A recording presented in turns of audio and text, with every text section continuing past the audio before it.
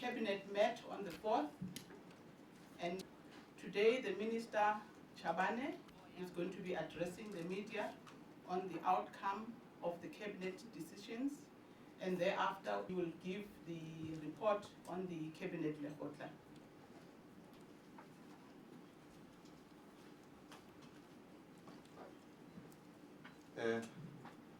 Thank you, ladies and gentlemen. Cabinet has its meeting on the 4th of September this year. Cabinet approved the report on the shale gas exploration submitted by the Minister of Mineral Resources, which was emanating from the task team which was convened last year. This is after the department had imposed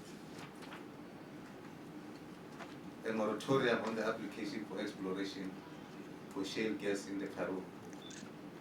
Cabinet endorsed the recommendations of the report on the lifting of the aforestated moratorium.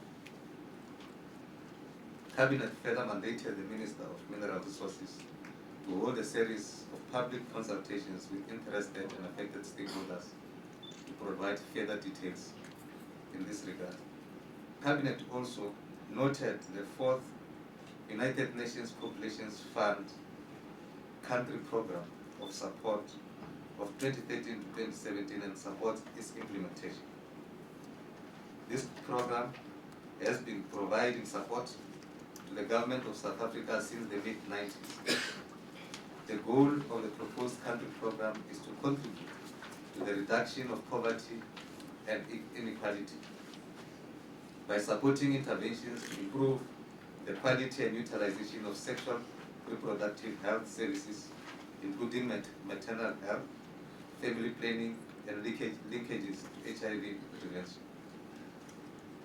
Supporting programs that are responsive to emerging population dynamics, with emphasis on women in urban informal settlements and rural women, as well as adolescents and unemployed and young people. To further advancing gender equality and reproductive rights, promoting regional development and international cooperation through South-to-South cooperation.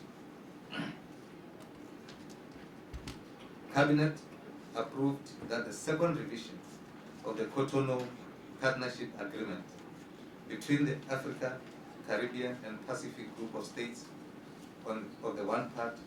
Cabinet also approved the submission to Parliament of the second revision of the European Community and its member states of the other part for the ratification in accordance with Section 2312 of the Constitution of the Republic of South Africa. The CPA provides South Africa with a number of advantages in terms of political engagement and the furtherance of South Africa's foreign policy objectives. This is done through the enhancement of North-South cooperation as well as South-South cooperation. In terms of the South-South cooperation, the CPA provides for members of the 79 nations ACP group to meet and discuss issues of common concern, including matters relating to trade, investment and sustainable development, including climate change, food security, and other matters relating to peace and security. Under the North-South cooperation, the CPA provides for the members of the ACP and the EU to come together and discuss areas of concern, again surrounding areas of trade, climate change, and food security, as well as peace and security matters. Cabinet further approved the hosting of the 2012 Champions League T20 of cricket tournament in South Africa from the 9th to the 28th of October in Cape Town, Centurion, Durban and Johannesburg. The national governing bodies for amateur and professional cricket in India, Australia and South Africa developed the Champions League T20 to enable exposure in each of the countries to the international sporting events. The 20-over format, currently the most popular form, will draw huge crowds to watch the games. Cabinet noted further the the contents of the 12th Commission for the Employment and Equity. The main purpose of the report is to reflect on the progress made in terms of the implementation of Employment Equity Act in order to promote diversity and equity in the workplace by eliminating unfair discrimination and implementing affirmative action measures.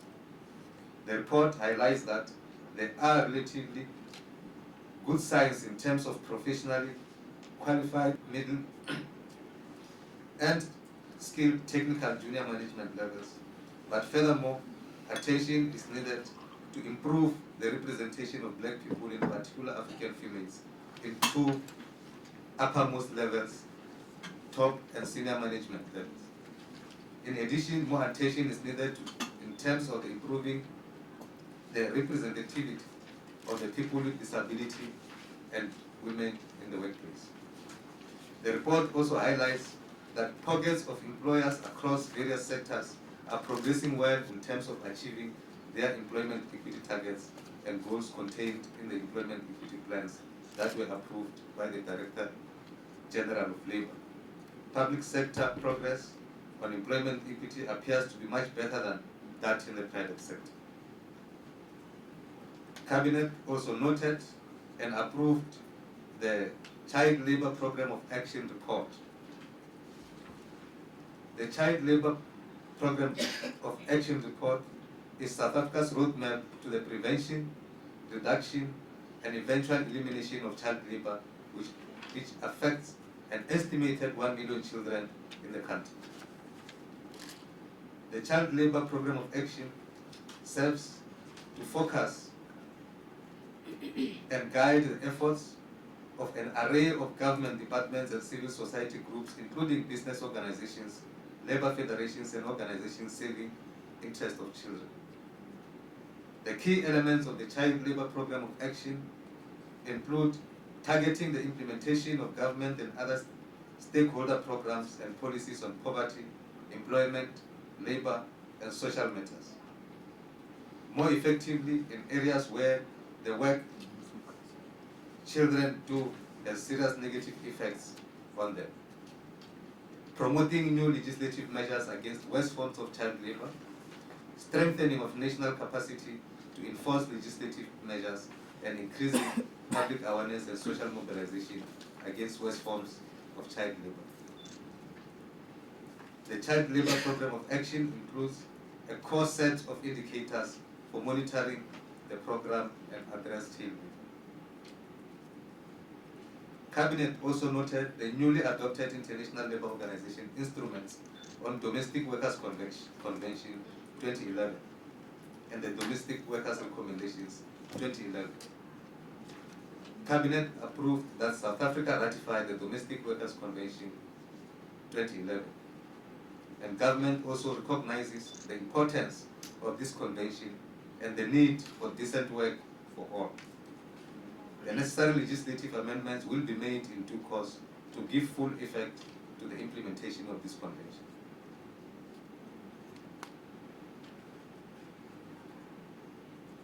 Cabinet also approved the ratification of the Maritime Labour Convention 2006 and the Convention on Work in the Fishing Sector 2007. The ratification of the convention will provide for improved conditions for decent work in the maritime sector, ensuring that fisheries have decent conditions of work on board fishing vessels. Cabinet received a report from the Interministerial Committee on the Marikana tragedy, and Cabinet noted the report and further expressed appreciation of the work done by the committee, and Cabinet called on all parties to continue to work together to resolve the outstanding issues. Cabinet also approved a number of bills, which I won't go through here. There are quite substantial number of them. They will be appearing in the statement, and hopefully you will have the opportunity to look also on the contents of the bills. As the CEO has said, after Cabinet met, there was also a meeting of the Cabinet, the FUTA, which is an extension of the Cabinet, including premiers and South provinces and SALGA, and including directors generals from all government departments and all provinces.